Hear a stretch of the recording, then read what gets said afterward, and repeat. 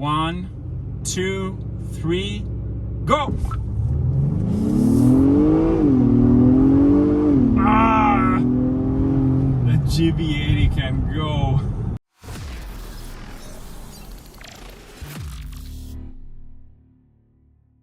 Hello everyone, this is Sam Car Legion. Welcome back to another video. Welcome back to another comparison. What you just watched was just a quick drag race, which is technically not the fairest comparison because the GV80 with this package has the big engine V6 twin turbo that makes 375 brake horsepower. Meanwhile, on this side, the MDX has only the standard engine, which is a carryover from the previous generation, a V6 that makes 290 horsepower. But it was just a fun thing to do. When time comes, when the Type S of the MDX is in the market, we're of course going to compare it again. But for today's video, we're going to compare the 2021 Genesis GV80, the first three-row SUV from Genesis, and the 2022 Acura MDX. It is the new generation MDX. If you want to watch that video, new versus old, the link will be in the description box. And of course, I have compared it to other models. You can find that video as well in the description below. For today's video, special thanks goes to our great friends at Acura Mississauga for allowing me to borrow the new MDX and show you what it's all about against the GV80. This video is not sponsored by this dealership in any way. So we want to be as fair as possible to these two vehicles. Now, the first thing you need to know is the fact that the Genesis is new for this year. It's the first time they've ever made one, but most importantly, it has a very weird combination. So in order for me to make this a fair comparison, I must get the fully loaded Prestige top trim with a 3.5 liter V6 engine. Otherwise, this new model doesn't come with a third row. So it wouldn't be fair to compare it to a third row SUV without the third row. It makes no sense, right? If you want to get the smaller engine, the 4-cylinder turbocharged engine, you don't get the third row. That's the only way that you can get it to a full three-row SUV. It's kind of like a three-row SUV, but it isn't at the same time. It's not full three-row SUV, and I'm going to show you why I think in some way this is not the best comparison, but you guys asked for it, and that's why I'm bringing it to you. Technically, these two are very different. First thing you need to know is that the Acura, the top fully loaded Acura, will cost you in Canada about $67,000. Meanwhile, this thing over here in Canada starts at $80,000. That's a lot of money compared to that model over there. So in case if you're wondering which one you should buy, the first thing you need to know is that you're going to pay more for the Genesis if you want to get into a full three-row SUV. So why are you paying more for the GV80? Well, first of all, you can only get a V6 with a three-row. And this, under the hood, has the V6 twin turbo that makes 375 brake horsepower.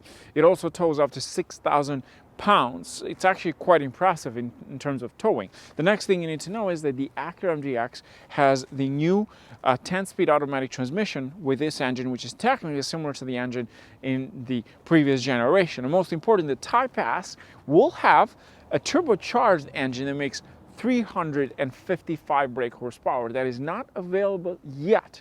The only problem is that the third row come only exclusive with the V6, so you can get the smaller engine with the third row in North America with the GV80. Meanwhile, the base model Acura, even though it only offers one engine, you can still get a third row, which it is standard with all the trims, whether you live in the States or Canada. The Acura can tow up to 5,000 pounds with the right towing. That is the maximum towing capacity for the new MDX, which is about 1,000 pounds less compared to the GV80. The next reason why you're paying more for the GV80, well, it has this little feature on the key fob that it technically parks itself and comes out of parking area or it goes in, depends in the position. Now, where are you going to use that? Are you going to use that all the time? Depends in the situation. If you're stuck somewhere where it's very tight, you might be able to use it. Something you don't find in the Acura MDX. The next reason why you pay more is, of course, that it offers adaptive suspension system. And And it also comes with the self-leveling option for the rear end. That is an extra feature you can get in the GV80, which basically lowers the end of the vehicle to give you better, it gives you better height if you want to use the actual cargo space in the back, so you don't have to lift everything all the way up. Next thing that the GV80 offers is soft closing option, so you don't actually have to slam the door. Another luxury feature. Now let's get to the back and let me show you what else it offers in terms of technology features. Both have the kick option where you slide your foot under to open it, or you can just do it automatically with a button located in there. Now the problem with the GV80 is, first, I can't go all the way in like this, so I kind of have to duck down. But most important is that it has power third row and the second row. So you have these buttons located onto the side in there that you can fold the third row or the second row. You can also fold the second row when you're sitting in the third row. The problem with the third row is that in the position that is set right now, it looks like you have some space, but because I haven't fully folded, but it doesn't give you a lot of space. As you can see here, you have almost no space. So if you have a family, let's say you have 3 kids, this might not be the best option, because most of the time, if you want a space in the trunk, you have to fold them completely, and that's something that I do all the time. I actually just unfolded them because I wanted to show you for this video. Otherwise, there's literally no space. If you go shopping with what I have in here, this is just to show you how much space you have. While in the Acura, you'll be getting quite a lot. Also in the Acura, you have the option to lift the bottom part, and that way it gives you more space. In here, you don't have a lot of space underneath. So let me just open this for you. There's just a little space under there, but not much.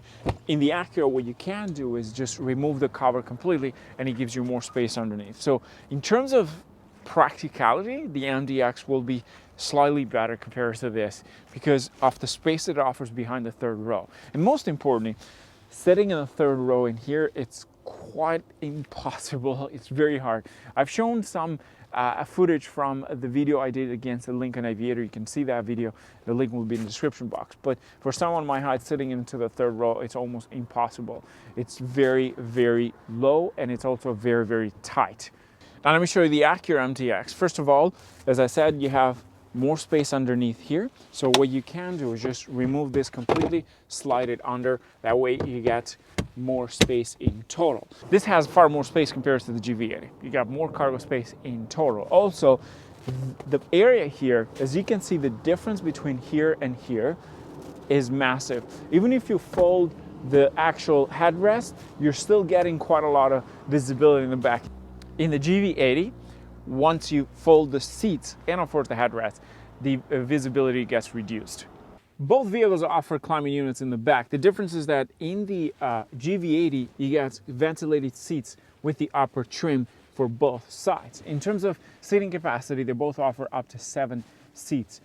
Meanwhile, in the GV80, you can only fold the center console. In the MDX, you can remove the center console completely. That way, you get more space in the center. So if you don't want to use the seat in the center, you can remove it completely. In here, you can only fold it like an armrest that offers cup holders and so on, or possibly you can fit someone in there, but they have to be really, really small. Otherwise, you won't be able to properly have someone sit in the center. The seats are nice, beautiful leather interior, kind of like diamond style, beautiful leather interior, absolutely. It doesn't have a full panoramic roof like the one in the MDX, but what it does offer is a split roof. So you got one for the passenger in the back and one for the driver and the passenger in the front. It also has this visors in there for extra convenience or luxury feeling. So a little touches here and there that you were missing in the MDX. In terms of the actual seats in the second row, both vehicles offer power second row, so you can fold them completely. As you can see, you have a button over here. It's the same thing in the MDX, and if you're sitting in the back, you have the option to fold the seats in the front, powered. In the MDX, you have to do it manually. Now let's talk about the Acura MDX. First of all, as I said previously, you have the option to fold and remove the center seat completely from here, and then just use it for something if you need more space great feature offers in the new MDX. You have a climate unit in here, heated seats as well. Doesn't have the actual cooling seats for the passenger in the back. You have the option though to download an app and you can use the climate unit in the back from your phone. Great feature to use. Most importantly, full panoramic roof all the way across. They both have the sunshade onto the side, very similar in both vehicles. In terms of space and headroom, I can't tell the difference much. I think they're both very similar.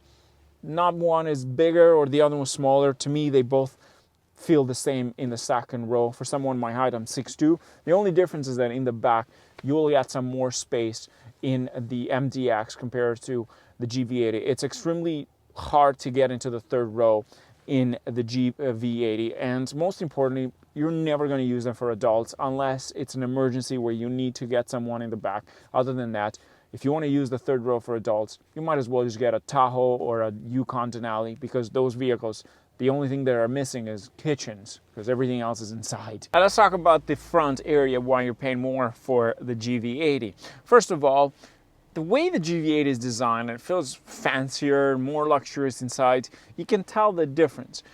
What I dislike about the GV80 is this ugly steering wheel. And you might say, well, that's your opinion. I'd say because of Instagram, I've gotten a lot of responses where people have actually complained about the design of the steering wheel. That's something that, to me, they did a terrible job. It doesn't look very appealing for some reasons. Again, that might be just my taste. Maybe some other people like it. I just don't feel this is a good looking steering wheel. It's not a very appealing design. That's one thing that annoys me about this car. In terms of the climate unit, you have this beautiful touchscreen all the way through. They both have ventilated seats and heated seats in the front, and both have power seats. This offers 16 ways to adjust it. And the beautiful thing with the GV80 with this package is that if you're sitting in the back and the seat in front of you, it's way too far. What you can do, it has these buttons located onto the side. You can just press this button and the seats will move forward, or the recliner. So that is an extra feature you get in the GV80. It's a convenience feature, very well thought, especially if you have annoying people in the front that just leave the seat completely forwards. Now, in terms of connectivity, you have Android Auto and Apple CarPlay. In the new MDX, it offers wireless Android Auto and wireless CarPlay as well. Similar to this, they both have wireless charging pads as well. This is located right in the center. You have Lightning connectivity as well. This has a nice, beautiful wood finish interior, beautiful touch, this aluminum finish center console. It feels slightly more luxurious in here, the difference between this and that, but you're also paying that premium price. The cluster in here is one of my favorites. It's fully digital and it changes completely based on the driving mode. So if you have it in sport mode, comfort, and eco, and most importantly, when you put it in sport mode, the bolsters adjust to hug you nicely. And you also notice that when you're speeding up on the highway, they kind of like push you in to make sure you're nice and tight. A bit of a performance feeling, something that was used back in the days in the BMW M5. Beautiful digital cluster, and the actual infotainment system here, unlike in the MDX, which is only usable through the trackpad in the center, this it's actually full touch screen. You have quite a lot of features in here to offer. So for example, you have quiet mode. You can just talk to, in quiet mode, you'll have only the speakers in the front to be used, and then you have passenger talk. This is something that both vehicles share, where it basically captures the voice in the front and it goes all the way to the back, so that way you don't have to raise your voice. Again, very similar in both vehicles. They both have 360 camera. The only difference in here is that this is actually a full 3D. So you can actually see the vehicle all the way around. Both vehicles will offer a full 360 camera option, nice and clear. This also has this little sounds of nature option, where if you don't like the music or you just want to have a calm day, it gives you that option. You also have climate unit from the front. You can control everything to for the rear climate unit. You can control it in the front. Just the little details here and there that make this car a bit more special in some ways, and it feels a bit more luxurious inside. This also has steering column powered, similar to the MDX. Great features offered overall. Both vehicles offer a full, both vehicles offer a heads-up display, The Acura MDX uses a slightly bigger heads-up display, but overall they both show similar information.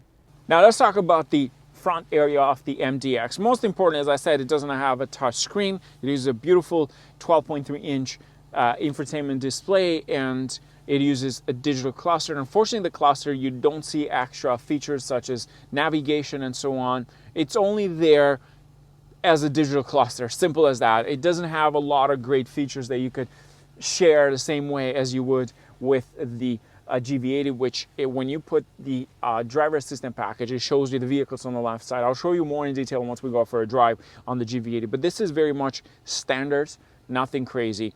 In terms of the design interior in here, it's a bit of a luxury and sportiness together. It's not necessarily fully luxurious. It has this wood trim around it, feels nice. It has the glossy black.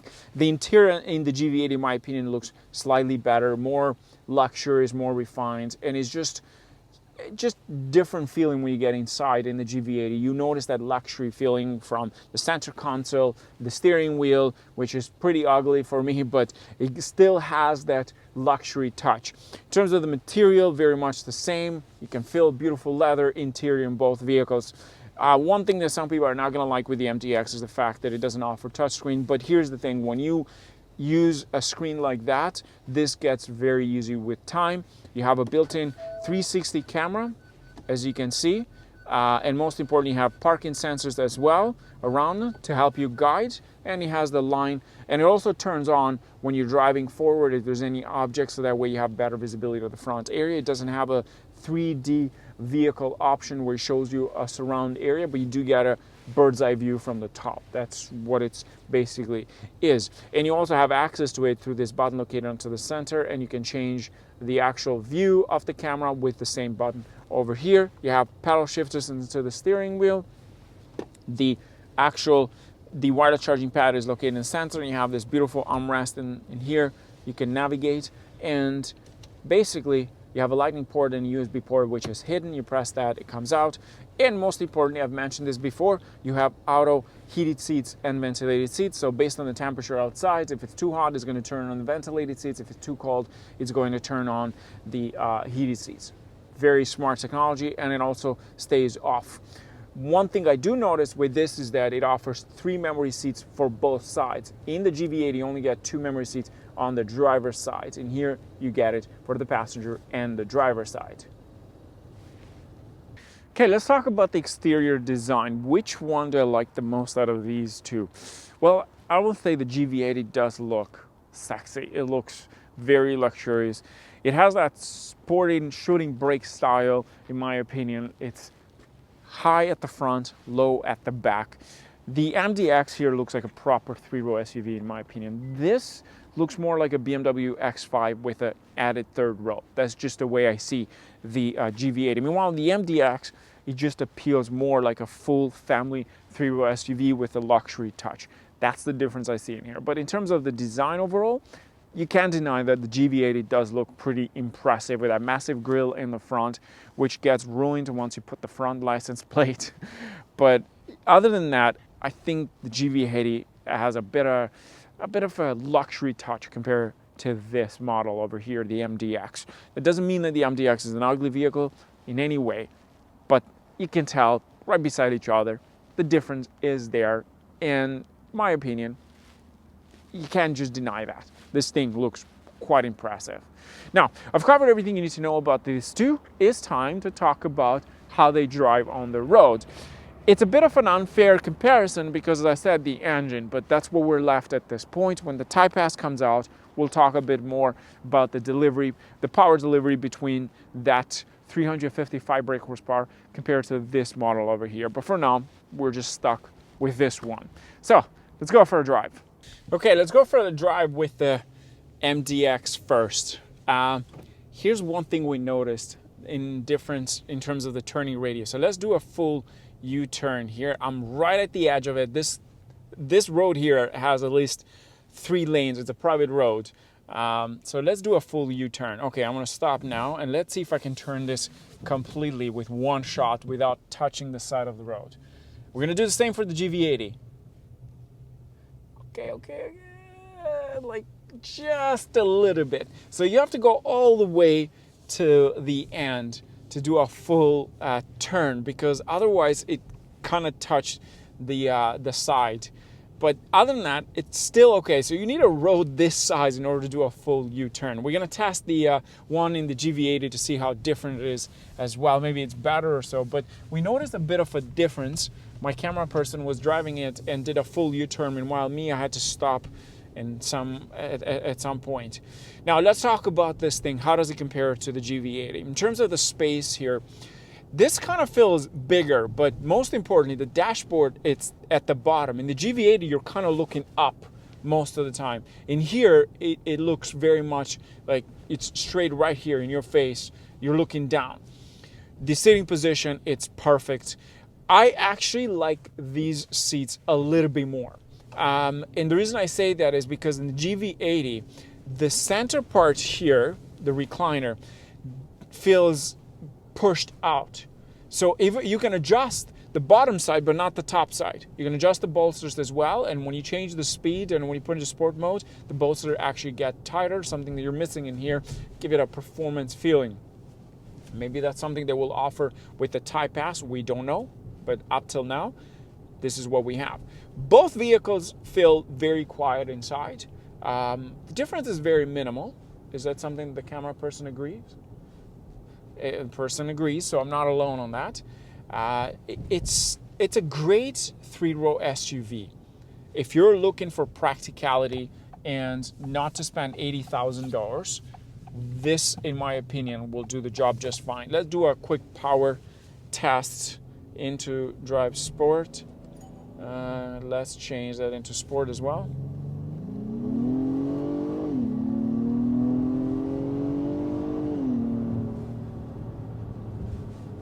It definitely has a power kick, but it doesn't feel as quick as the GV80 in my opinion. In terms of the technology, you have blind spot assist, driver assistant package with lane assist, gap assist as well. It will do the job just as well as the GV80. It will keep you within the lane. It doesn't bounce left and right. It's a very good vehicle when it comes to driver safety. You get all the necessary features to keep you within the lanes, to keep you safe on the road. Visibility here is one thing that I noticed, that it's slightly better in the back compared to the GV80. I think the GV80, the second row windows are actually shorter compared to this, but it's not extremely different. It's just a slightly difference between this and the GV80. In terms of the comfort level, the suspension system feels almost the same in here as well. It changes a little bit when you put it into sport mode, because it does have adaptive suspension system where it stiffens a bit to give you that performance feeling. The steering wheel is super light in here. That's one thing I noticed with this, and I've said it before as well. It feels very, very light compared to other vehicles. Even in normal mode or sport mode. In sport mode, it gets about 20% stiffer. It's still very easy to use. Let's put it into comfort mode. I mean, you just need one finger and you can steer this vehicle. It's extremely light. Some people don't like that, some people like it.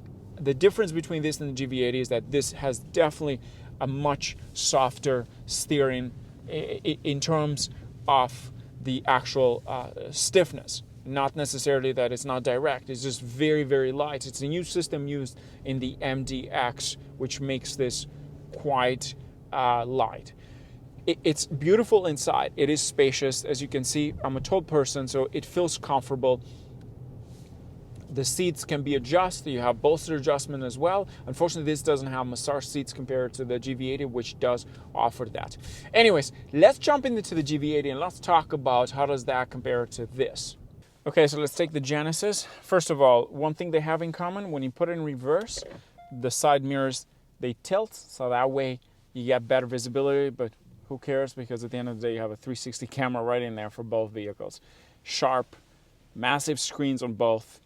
The only difference is that if you're a touchscreen person, this is a good one, but you have to do that. So you have to reach for the touchscreen because it's actually further. But what they have done is that they've included a trackpad here. So you have two options to operate the infotainment system. You can use this scroll option, touchscreen, a touch as well. This is a touch, you can work. It's pretty easy. It takes a bit of time at first, of course, like everything else. But other than that, it's very intuitive. I like the infotainment system in the Genesis. It's very user-friendly, easy to use at first. It is touchscreen. That is a massive difference. It doesn't require much thought to use. It's a very different experience when you get into the Genesis. You go from the Acura to this. There's a bit of that feeling of luxury in here.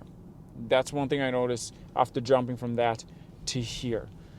Genesis has done a fantastic job with this vehicle. No one can deny that. They have thought about every little detail in there except the steering wheel. I'm going to say that again. I do not like the steering wheel at all. But hopefully maybe there's an aftermarket for people that don't like that. Now let's do a full U-turn in the same place where we did the Acura U-turn. Let's see if this thing requires less space and has a better turning radius. So it's fully turned.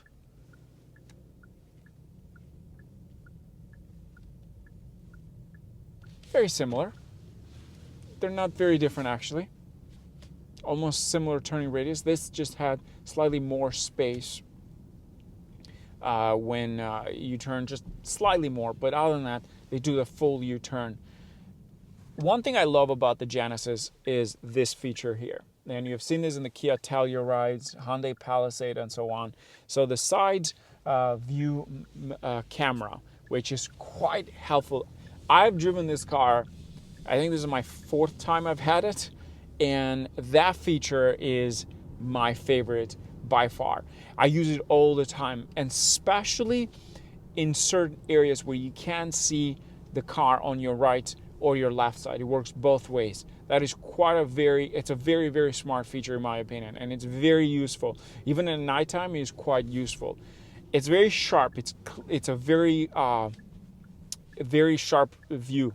As you can see, you can actually see everything on the side. So it's not like pixelated or looks old-fashioned. It's actually quite useful. Anyways, let's put the drivetrain in sport mode. Now the actual seat got nice and tight because you have it in sport mode. You have that performance experience. There is definitely a power difference, of course. This makes 375 brake horsepower. That makes 290. That's almost 100 horsepower, close to 100 horsepower, 85 horsepower more. So the difference is there, and torque as well.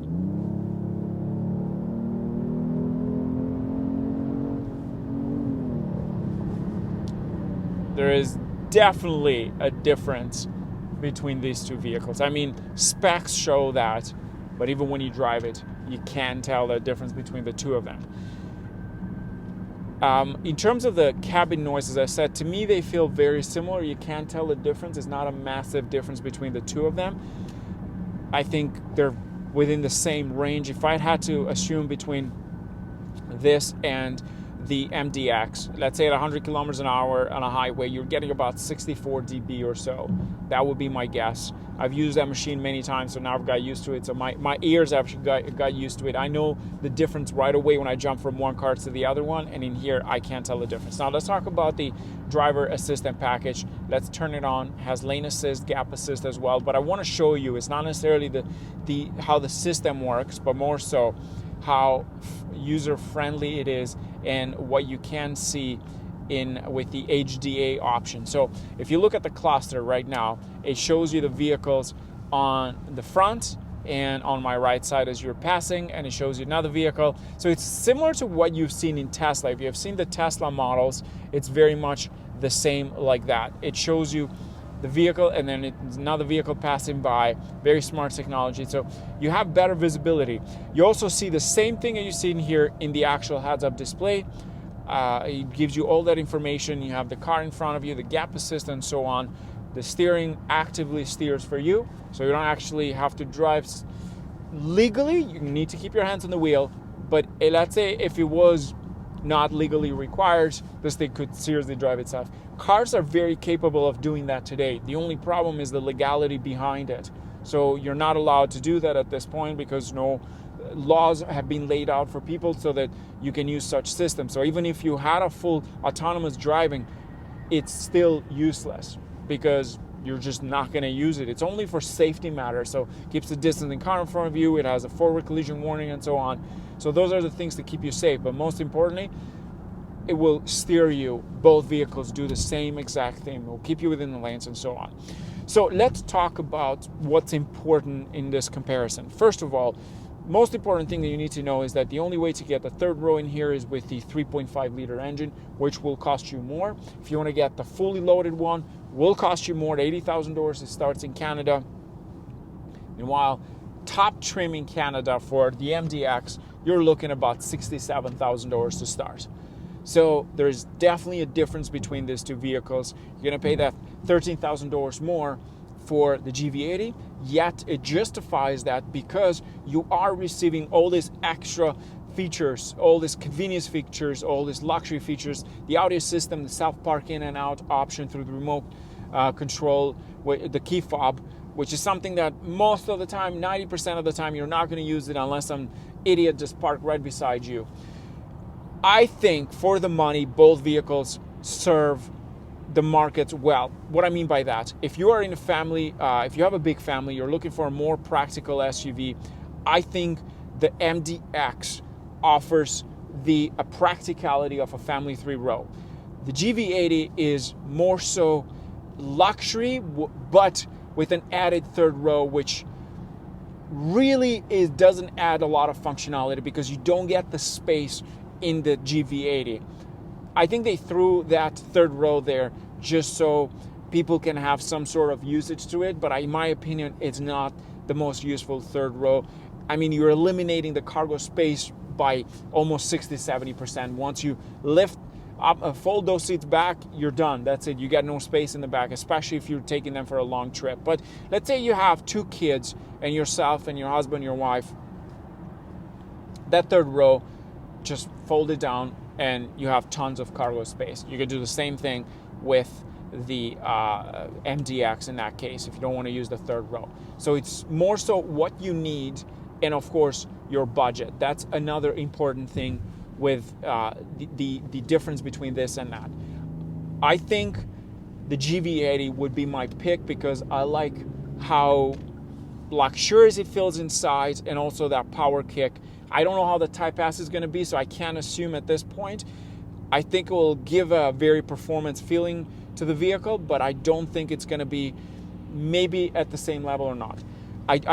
We just don't know yet. We know it makes about 355 horsepower and so on. It's going to have big brake hits, something that you get in the Genesis. The braking system in here, it has big pistons in the front, big calipers, and single piston in the back. So when time comes, we'll compare against the Type S and maybe do a drag race so we can actually see head to head. My camera person is excited. Camera person loves the drag races. And we can see exactly the level of performance of both vehicles. This time wasn't the fairest one, and we're going to leave it at that. With that in mind, let me know your thoughts about this comparison. Is it something that you are cross-shopping at this point, and which one would you pick and why? With that in mind, thanks for watching, guys. A special thanks goes to our good friends at Acura Mississauga for allowing me to borrow the MDX. Again, if you have a specific comparison you want to watch or you're cross-shopping at the moment, let me know. I'll make it happen for you. And if you're interested for an MDX, you can get a discount or promotion from the guys at Acura Mississauga just because you're watching this video. The only thing you have to do is click the link below. With that in mind, stay safe, guys. Thank you. Cheers.